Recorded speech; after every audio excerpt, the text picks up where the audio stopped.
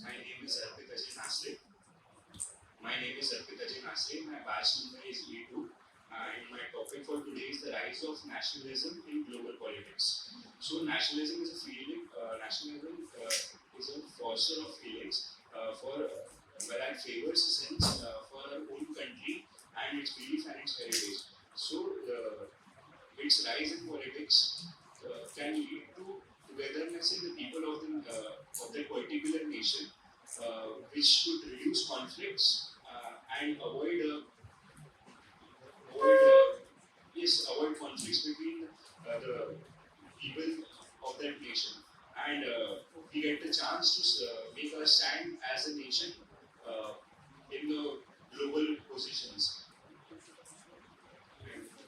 But there are some disadvantages to it also.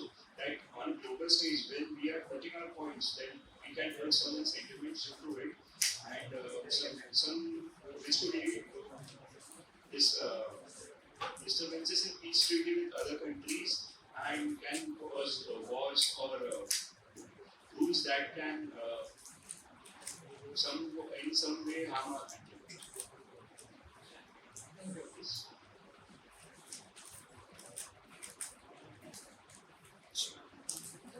B2. B2.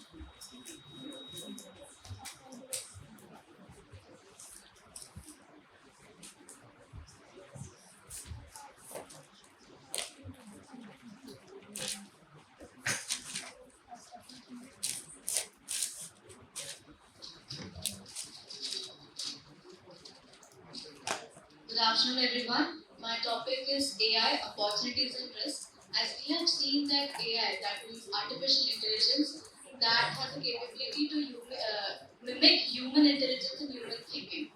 But this AI has been categorized into three categories, which are known as narrow AI, that depicts that it has limited capabilities. Second is the general AI that has a little more efficiency than the narrow AI, can perform a little self-automated actions. Then we have super AI, which is completely self-automated, which can take its own decisions and work accordingly. When we talk about opportunities that AI brings is in the retail services, in the banking, and we develop technologies and everything. But AI also comes with certain risks, which involves like security issues, misinformation that are being transferred, like people misusing the information available online. When we see sometimes when a politician or a famous celebrity putting forward some points, when we read them, when we find the articles or when we find the videos of them, the clipping are of them but the voices of someone else, which is also called as deepfake. Deepfake stands for changing someone's with photos or videos or altering it with it, which is also done with AIs. Next is the privacy concern. Again, when we use deepfake, we possess some threat to the privacy concerns of them. Then we have social manipulation, because with AI, misinformation can be spread easily. There was one scientist named Kratusprz. He said that these things can grow a lot and can cause a problem to us and will replace humans. Thank you so much. C6. C6.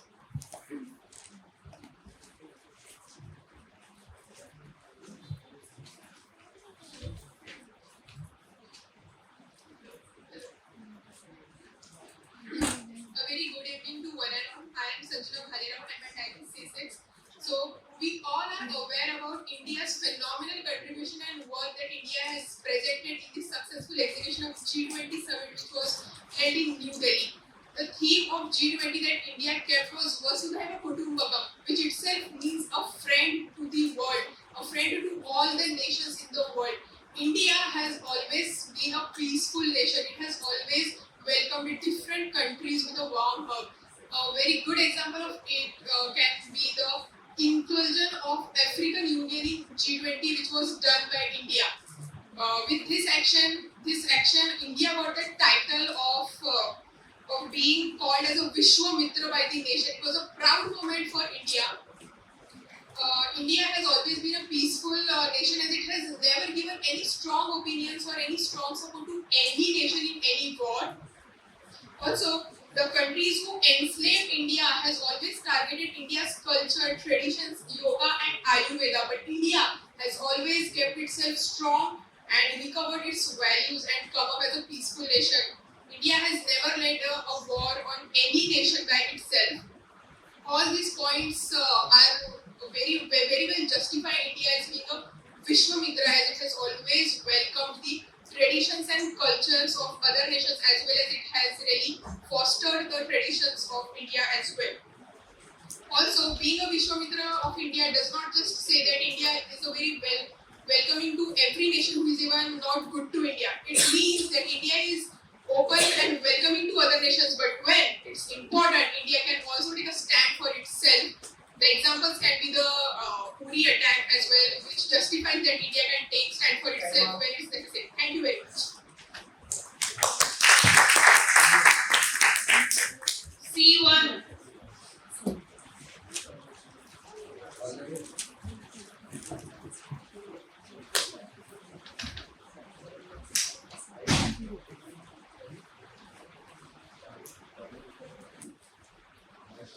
Good evening everyone, my name is Vedant Bugawar and my ID is C1 and my topic is joint family dismantling Indian society.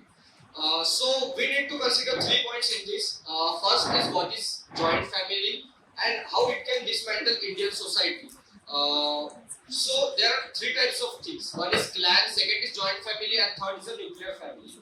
So what is a clan? Clan is a group of joint families. And what is a joint family? Joint family is a members which are living together with one another at same house. And nuclear family is a part of joint family which is not living with them.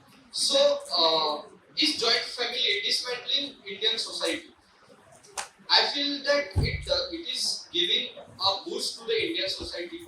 That because of joint family, the culture is getting imprinted on the young generations. What happens in joint family? We live with our older generation and with younger generation live with the older generation, and older generation gives cultural values to the younger generation. Because of high population, high competition, it is creating nuclear family, and a part of joint family is getting disintegrated in nuclear family. So a part of family is getting outside of the family and working and raising for them. In joint family we get the family and all the mental support, and we do work for ourselves. Thank you.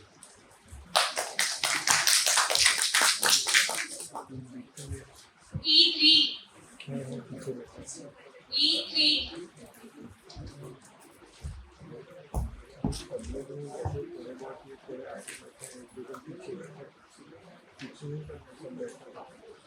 जय श्री राम भाई लोगों। My name is Nitin Sharma और मेरा batch है E3। मेरा topic है D-dollarisation. सो अभी के टाइम पे लाइक जैसे लोग प्रोडक्ट्स के ऊपर किसी स्पेसिफिक कंट्री पे डिपेंड नहीं रह रहे हैं। लाइक अगर वो कुछ भी मंगा रहे हैं तो पहले देख रहे हैं कि हाँ ये कंट्री से ज़्यादा सस्ता पड़ेगा, ये कंट्री से ज़्यादा सस्ता पड़ेगा, या फिर अगर ये कंट्री में उसकी प्रोडक्शन कम हुई है तो वो दूसरी कंट्री पे स्विच कर रहे हैं। सो एज पर मी भी डॉलर पे भी डिपेंड रहना कुछ उतना महत्वपूर्ण नहीं है। लाइक आज के टाइम पे बहुत सारी कंट्रीज डी-डॉलराइजेशन कर रही है क्योंकि उनको डॉलर पे भरोसा नहीं है।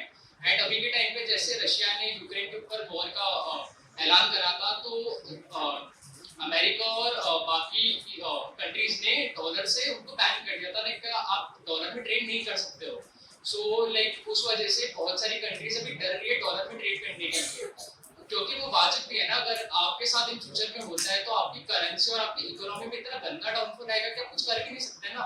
और बहुत सारी कंट्रीज जिन्होंने डॉलर में डेब्ट ले रखा है, लाइक उनके ऊपर कर्ज है डॉलर में, तो वो डॉलर में पे भी नहीं कर पाएंगे क्योंकि डॉलर की वैल्यू मतलब बहुत कम हो चुकी है ना। सो उस वजह से बहुत सारी कंट्रीज खुद से लाइक अपनी करेंसी को इंटरनेशनल करेंसी में कन्वर्ट करने का ट्राई कर रही है।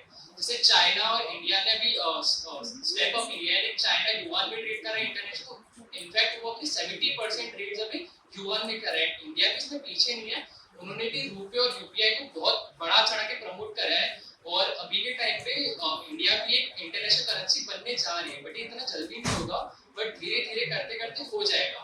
तो डी-डॉलराइजेशन करना मेरे मेरे पर्सपेक्टिव से सही है, क्योंकि thank you.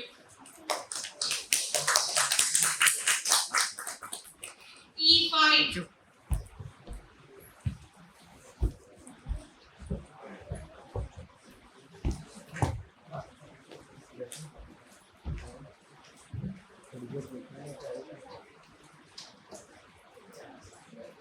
Good afternoon, everyone. This is Kratusprz, E5. So, my topic is bare minimum education qualification for politics. So, basically, politics में शिक्षा का क्या महत्व है? मेरे हिसाब से पॉलिटिशियंस को शिक्षा मतलब शैक्षणिक क्वालिफिकेशन का होना अपने संविधान में तो नहीं है। ऐसा कोई ठोस संवैधानिक रूल नहीं है कि पॉलिटिशियंस को ये डिग्री होना अनिवार्य है। अपने पार्लियामेंट में लोकसभा में 72% एमएलए क्वालिफाइड है और 0.5% इलिटरेट है और जस्ट लिटरेट है। और there is a law RPA act के हिसाब से 1951 में outline qualification act dependency essential aspect of elected regardless का एक एक्ट बना था। लेकिन मेरे हिसाब से education is important for politicians because एक एजुकेटेड पॉलिटिशियंस एमएलए है, उसका एजुकेशन से उसकी क्रिटिकल थिंकिंग बढ़ती है, प्रॉब्लम सॉल्विंग एटीट्यूड बढ़ता है, ability of thinking the different kind of varieties and various critical topics, just like from considering the social and economical thinking and wilderness thinking, unboxing thinking, out of the box thinking उसकी बढ़ती है, तो वो ज़्यादा ये कर सकता है। तो और भी बोलते हैं कि जैसे आपने लालू मालू बिठा दिए थे पॉलिटिशियंस को, उन्होंने क्या ही काम करके रखा है। तो एक एजुकेटेड पॉलिटिक्स बहुत हद के कर सकता है मेरे हिसाब से। अभी अपने प्राइम मिनिस्टर भी बहुत अच्छे काम कर रहे हैं और नेशनल इंटरनेशनल लेवल में भी वो अच्छा काम कर रहे हैं, तो इंटरनेशनल रिलेशनशिप बिल्ड करने में बहुत अच्छा काम कर सकते हैं मेरे हिसाब से educated politicians. So time up, this is my side. Thank you. Lalu Prasad Yadav को क्वालिफिकेशन बताओ, आपने एग्जांपल या क्वालिफिकेशन बताओ। बाकी सबसे जूनिंग अभी रिकॉर्डिंग करना। आपने इलिटरेसी के नाम पे लालू प्रसाद यादव जी का क्वालिफिकेशन बताया है, मैंने लालू प्रसाद जी का उदाहरण दिया। I am not saying exact मैं आपके विरोध में नहीं हूँ, मैं आपके विरोध में नहीं हूँ, आप उसका क्वालिफिकेशन बताओ यहाँ पे। He is a MA in politics, political science from BN College of Patna University. He worked in a clerk in Bihar. तो MA पढ़ा हुआ व्यक्ति अनएजुकेटेड हो सकता है क्या? Yeah, नहीं, of course नहीं। Right. आप नरेंद्र मोदी का क्वालिफिकेशन बताओ, आपने उनका भी उदाहरण दिया। Yeah, of course. He is not a, he is just a PA, I guess. तो शिक्षा का महत्व क्या रहा राजनीति में? हाँ, तो शिक्षा का महत्व नहीं है। Education is different thing. Education, शिक्षा और विद्या दोनों में डिफरेंट है। Degree is not important, education is important. Education means education आपकी थिंकिंग, आपकी एबिलिटी, आप क्या ज्ञान अर्जित करते हो वो इम्पोर्टेंट है। Degree is not important.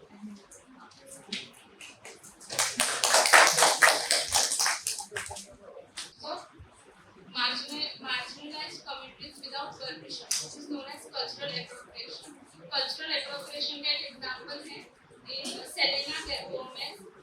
In Billboard Music Awards, she wear a bindi, and after that award function, the media person says that bindi is a sign of glam driver, which is not a good comment for that girl. Silence. So Rajam Z, Universal Hindu Committee, she is the head president of that committee. So she has tell that bindi is a good form for making us peace and all. So cultural appropriation हमें नहीं करना चाहिए, cultural appreciation तक ठीक। Thank you. Very warm good afternoon to everyone. My name is Navina and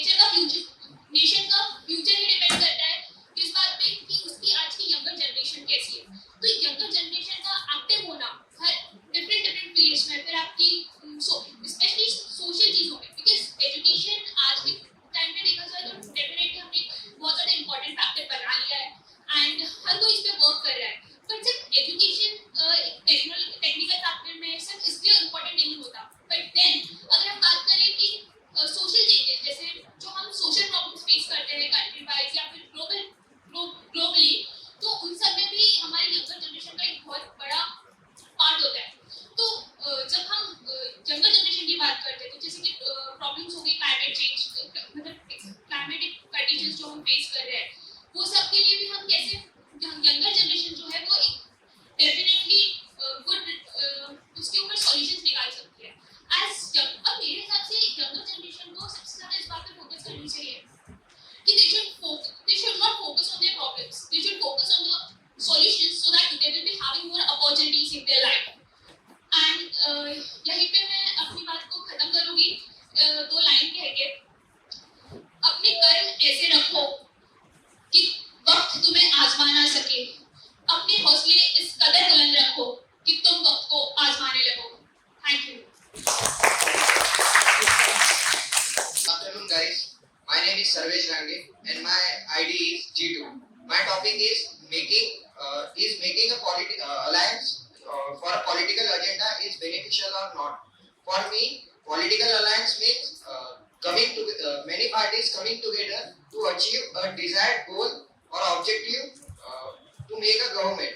So, coming to the point, is it beneficial or not? So, according to me, it's partially yes and partially no. Because if we say it's beneficial, it has many points. Like it brings great people together, it brings their idea together, and it can be implemented as quickly as possible because they are in majority and they are in alliance. Coming to the cons, there are many cons which are examples such as India Alliance. Recently in India Alliance, there are many debates going on whether it should be an alliance or not, because Mamata Banerjee is deciding to be exit from the India Alliance. So now it's INDI. And there are a few other examples. In 2004, there are alliances such as National Democratic Alliance and United Progressive Alliance. So it was a really messy and unstable alliance. So according to me, it is a bad idea and it is not beneficial that political alliance. Thank you. Time up. Thank you.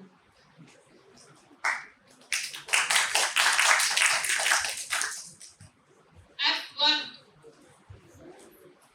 F1.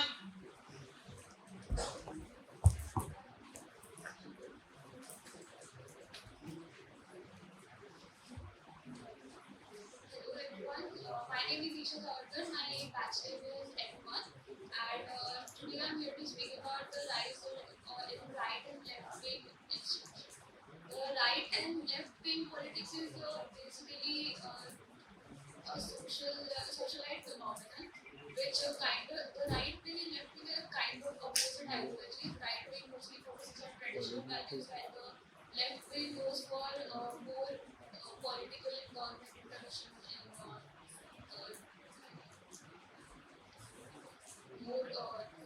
political government intervention and social policies.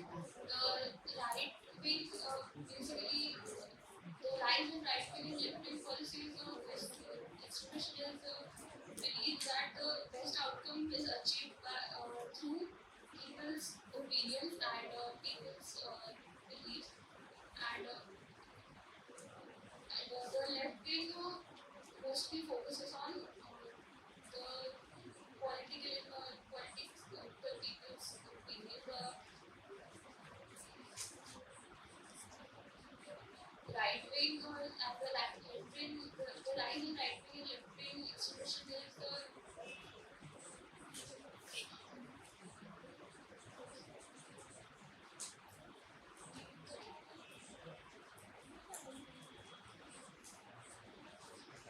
mostly goes understanding social equality and human understanding students. Nice. Thank you.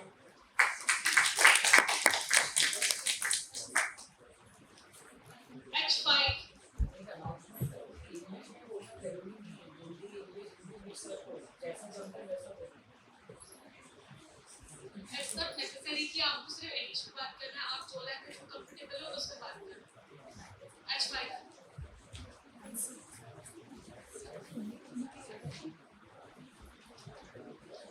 A very good afternoon, everyone. This is Nancy Pandey, batch number H5. So, as we stand on the crossroads of the economic ideologies, this age-long debate of what is best, the socialism or capitalism, always stays. When I see at these two ideologies, I see that both of them have these distinctive advantages and disadvantages. When we see socialism, the critics obviously advocate the fact that socialism importance the equitable distribution of wealth in the society.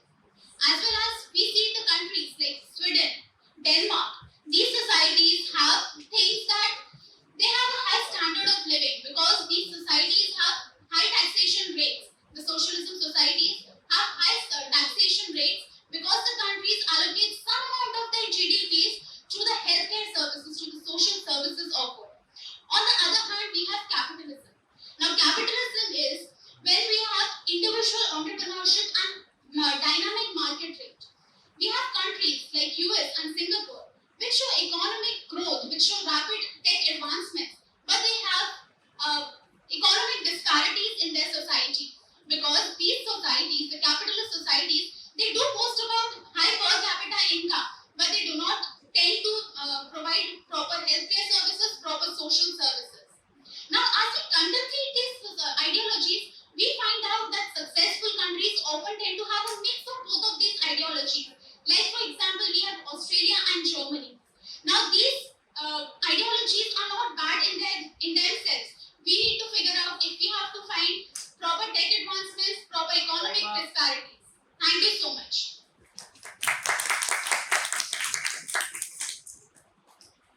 H1.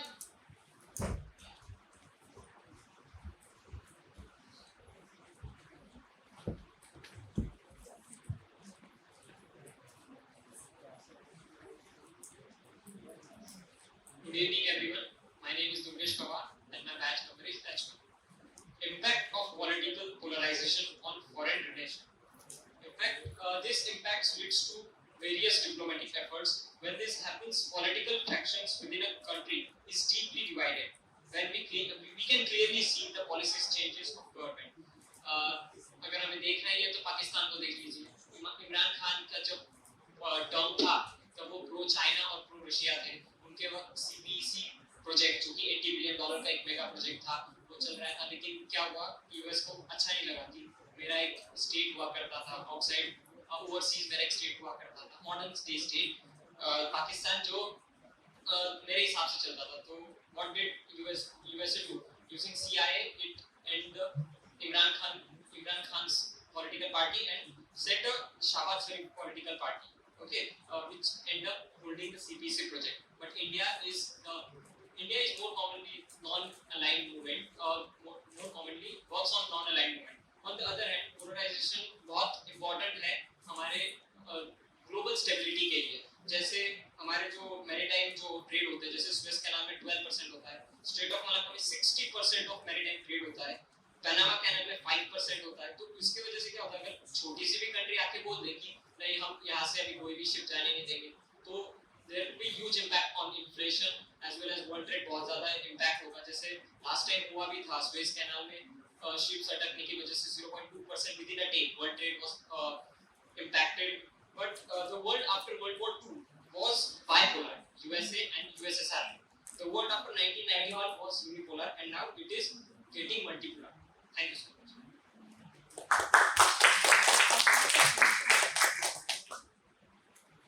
E8. E8.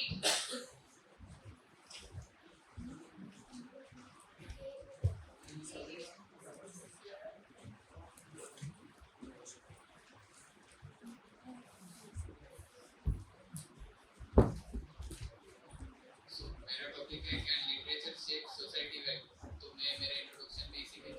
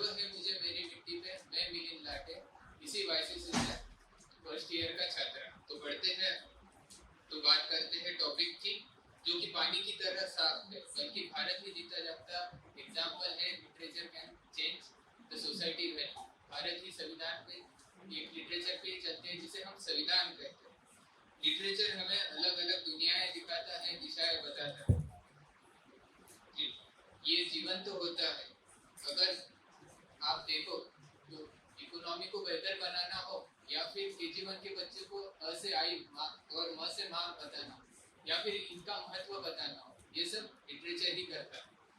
Literature से चरित्र निर्माण होते हैं, जो चरित्र दुनिया को सुंदर बनाते हैं। देखो बाबा साहेब अम्बेडकर को, विवेकानंद को, स्वामी विवेकानंद को, इसके आने से ही मन बन जाते हैं। हाँ, मैं भी पढ़ता हूँ एक कहानी श्रीमान योगी की और बनाता हूँ अपना चरित्र उनके जैसा, बनाने की कोशिश करता हूँ अपना चरित्र उनके जैसा। आप भी बनाओ अपना चरित्र सुंदर, पढ़ो रामायण, महाभारत और मोहम्मद अली के विचार और बनाओ अपनी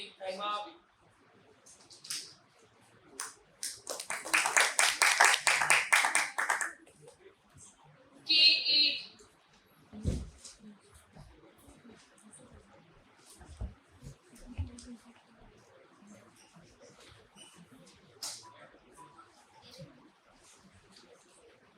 Good afternoon, everyone. My name is Nasri, and my topic is monarchy versus democracy. Monarchy is ruled by king or queen, whereas democracy is a form of government in which government is elected by the people of the country. Monarchy is not accountable to the people, whereas democracy, the government is always accountable to the people. Democracy is a fairish form of government. It provides equality. जब भी कोई इंसान 18 के ऊपर होता है तो हाँ वो इलेक्ट कर सकता है उसकी गवर्नमेंट को, but in monarchy the title of king is hereditary. इससे क्या होता है कि जो सत्ता पहले से चली आ रही है वही सत्ता आगे से चलेगी, तो पीपल वोट नहीं कर सकते हैं उनके गवर्नमेंट को। Monarchy promotes unity among citizens, जबकि इंडिया में फॉर एग्जांपल बहुत सारे पॉलिटिकल पार्टीज है, इससे बहुत सारे पीपल डिवाइड हो जाते हैं अमंग द पॉलिटिकल पार्टीज, इससे यूनिटी कम होती है। Monarchy promotes long term planning. In democracy the government changes in every 4 years, इससे जो भी प्लानिंग है वो चेंज हो सकती है after the change in parties. Monarchy is in UAE as well as Saudi Arabia, whereas in India and USA there is democracy. Democracy is a fairish form of government. इसमें लोगों को पूरा अधिकार होता है, बट मोनार्की में लोग ज़्यादा इक्वालिटी नहीं मिलती है उनको। Thank you.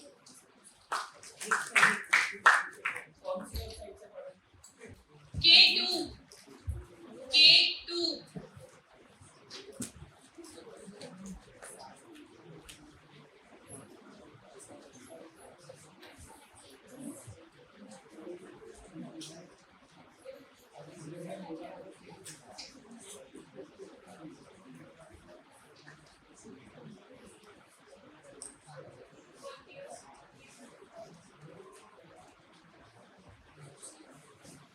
Good evening, everyone. My batch is K2, and today's topic for me is, should students be involved in politics? I feel that yes, students should be involved in politics. We see that 65% of our youth is under 25 years old, and we see that everyone is pursuing their education. And education, when we talk about it, it is not only about choosing your career stream or only about learning some specific branches or where you are, but it also means in shaping your nation and shaping and contributing to your country. See, I would like to talk about why exactly students should be, or the younger mind should be. Younger minds are more warm-blooded than other people, and we can see that they are more curious. When we start talking about a topic, when you're younger, you feel like, yes, I need to know more. And when something comes with curiosity, you are more attentive to see whether it is right or wrong. जब तुम actually कोई चीजों को deep में समझने की कोशिश करते हो, तब जाके वो राइट और रॉन्ग की क्यूरियोसिटी तुम्हें आती है। And one thing, we always talk about sustainable developmental goals.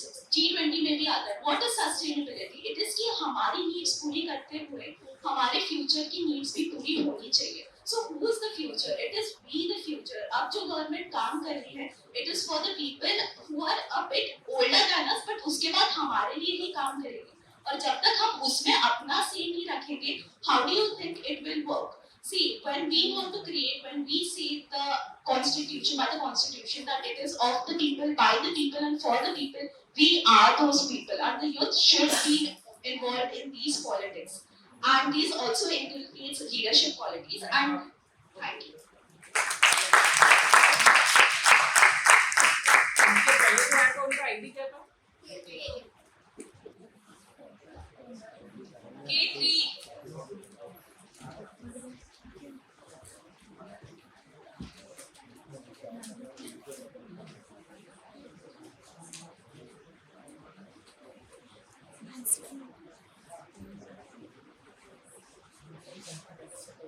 और सर कौशिक आपको देख ऊपर आती होती थी Good afternoon, everyone. My name is Radhika Kimmatkar, and my topic is Internet Censorship, Balancing Freedom and Security.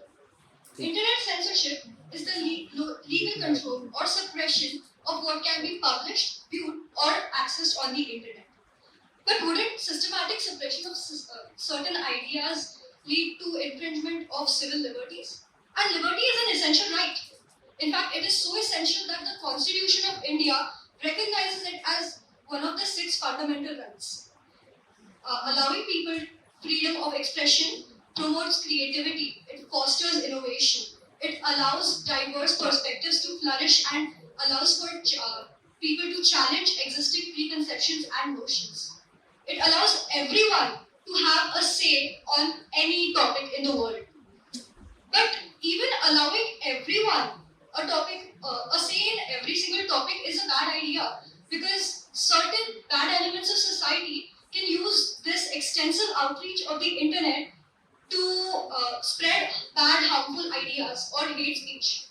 The internet has never been a completely safe and inclusive space, but not allowing censorship and completely giving free rein to the people will lead to even more extremism in all the facets of the internet. Censorship is also done for protecting national interests. It is done to prevent harmful or hate speech and to create a more inclusive environment. Even excessive censorship is bad, however, because it suppresses dissent. It allows only singular notions to survive. Thank you. Hello everyone, I am Harsh and welcome to Stay5 and we will talk about SAARC versus BIMS. So SAARC stands for Southern Asia Alliance for Regional Cooperation, and BIMS stands for Bay of Bengal Initiative for Multi-Sectoral Technological and Economical Configuration. So if we talk about SAARC, so it is an association of countries such as India, Pakistan, Afghanistan, Sri Lanka. And if we talk about BIMSTEC, BIMSTEC is an alliance of India, Sri Lanka, Nepal, Bhutan, Thailand and Myanmar. So the goal of BIMSTEC is to make a bridge between ASEAN and SAARC.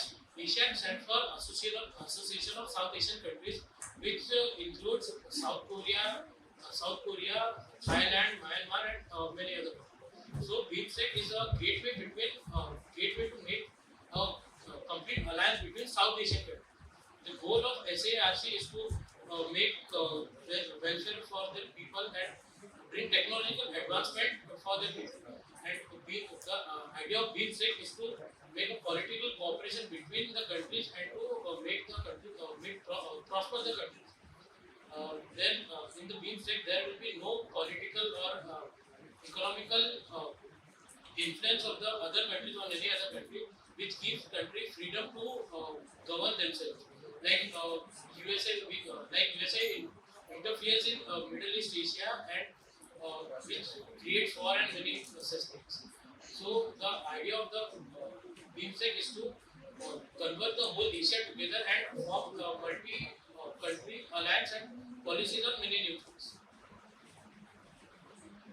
Time up. Thank you.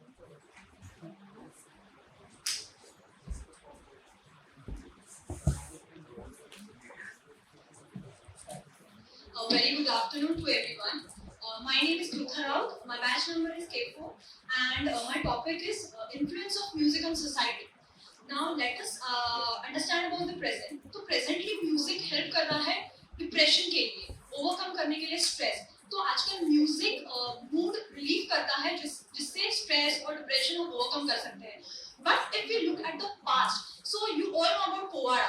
तो पोवाड़ा में mainly Chhatrapati Shivaji Maharaj या तानाजी मालुसरे की glorifying बड़ी stories गाई जाती थी, शौर्य गाथा जिसे बोलते हैं. तो उसमें लोगों को बताया जाता था, लोगों को इन्फ्लुएंस किया जाता था कि हमारे राजा ने कैसे स्वराज्य निर्माण किया, क्या क्या चीजें की और लोगों को कैसे ट्रीट किया और तुम्हें लोगों को कैसे ट्रीट करना चाहिए. तो ये सब सिखाया जाता था या बताया जाता था उस माध्यम से. और not only that but British period में भी लोगों में यूनिटी लाने के लिए, लोगों को बताने के लिए कि आपको देश के लिए लड़ना चाहिए, आपको देश के लिए प्रेम या देश के लिए उठना चाहिए. तो तब भी music, not even music, also dance was used, जहाँ लोगों को म्यूजिक और डांस के माध्यम से ये बताया जाता था कि जो भी तुम्हारे साथ हो रहा है वो गलत हो रहा है और तुम्हें इसके लिए फाइट करना चाहिए एक साथ. और डीके पटामन वाज समवन जिन्होंने बहुत सारे गाने गाए ऑल इंडिया रेडियो पे और लोगों को इन्फ्लुएंस किया. और personally according to me music हमारा कनेक्शन एनहांस करता है. For example I was somewhere not connected to God, but मैंने जब गाने सुने, जब मैंने वो spiritual गाने या भक्ति गाने सुने, तो somewhere I connected to Him and I started doing the stuff. Thank you so much. K7. K7.